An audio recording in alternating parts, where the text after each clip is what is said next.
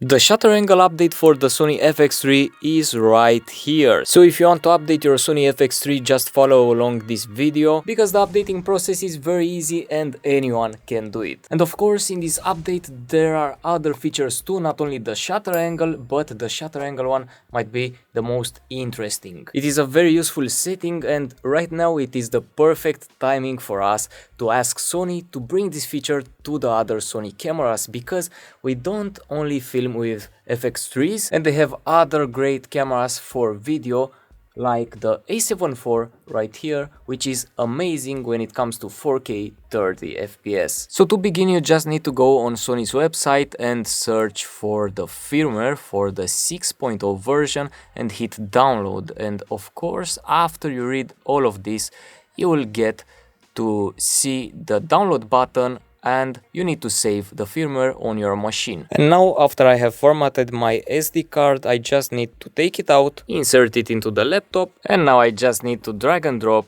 the firmware file on the SD card. If your Sony FX3 has a firmware version under 2.02, you will need to update first to 2.04 or 2.05. You should definitely read the instructions on the firmware download page because Sony explains everything very simple for anyone to understand. So after copying the file, I will just eject my SD card, go straight to the camera and insert it in the slot 1. And of course make sure that you have a fully charged battery inside. Turn the camera on. So right now I will go into the menu and scroll down until I will see the setup category, and then scroll down again to setup option, and now scroll down again to the version setting right here. And since we already have the new firmware on the SD card, this setting right here, which is called software update, will not be grayed out, and the camera will let us click on it, and now we will need to read all the instructions by scrolling and hit execute. Now the camera starts the updating process. Sony says it will take somewhere around 6 minutes or 7 minutes if I remember correctly, and now you just need to wait. The further the camera goes into the updating process, this LED right here will blink faster and faster until the update is done.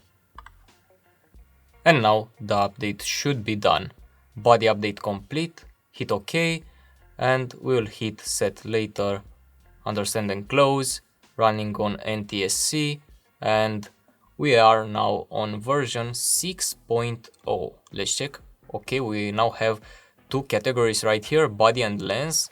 The body is on 6.0. We can also see that information right here in the corner. Pretty nice. As you can see, my shutter is right now 1/60 because I always film in 30 FPS. I don't like 24 FPS. I'm not doing any movie. I'm just making YouTube videos, and YouTube videos look best in my opinion at 30 FPS. Don't judge me for this.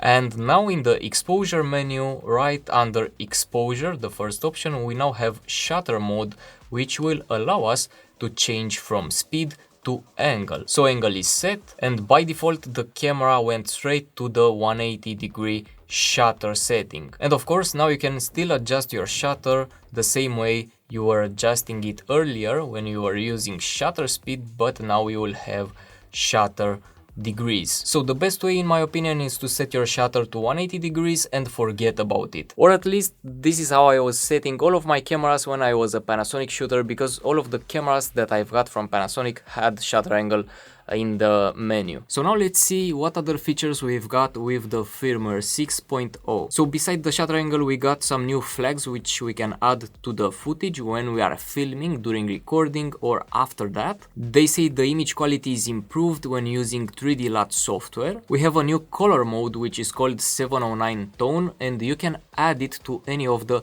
existing picture profiles. This new firmware will allow for notifications to be displayed when a new software update is available for the camera. You can now continue shooting while transferring captured photos and videos to a smartphone or tablet. Pretty cool. Transfers to smartphones or tablets can now be resumed even if interrupted in the middle of a transfer. You can now transfer only the differences that have not been yet transferred to your smartphone or tablet, or add videos to be transferred during the transfer process. All of these three transferring updates require version 2.5.0 of the Creators app for them to work, and now they have added support for the network streaming function. The camera now supports some new monitor and control app functions, and of course the update improves the functionality and operational stability of the body. And that's it. Congrats, you have updated your FX3 to the firmware 6.0 or 6.0, and now you have shutter angle, which is the most amazing feature